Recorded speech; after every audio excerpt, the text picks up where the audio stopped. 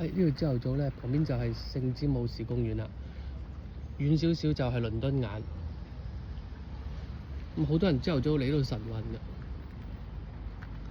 稍為轉過嚟少少，大家就會知道呢個位置係咩地方啦，就係白金漢宮。白金漢宮咧對面咧就係呢個以前係皇家公園嘅格林公園，亦都叫加拿大門啦。咁講下呢個歷史啦。咁啊，中間咧呢個雕像就係維多利亞一世。點解維多利亞一世個雕像喺嗰度咁重要咧？大家可以睇到旁邊啊，睇唔睇到有啲小雕像喺度嘅？小雕像咧就係各個聯邦國家以前嘅領地啊。頭先我哋行過咧就係澳大利亞，咁可能前邊呢啲咧就會係加拿大啊。睇唔睇到呢啲雕像啊？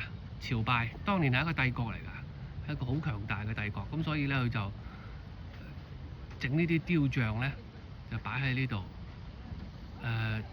好似朝聖咁樣啊，就面向呢一個白金漢宮同埋維多利亞一世，都有佢嘅含義㗎。嗱，睇唔睇到呢度啊？可能呢啲就係其他嘅殖民地啦，印度啊嗰啲咁樣嘅嘢啦。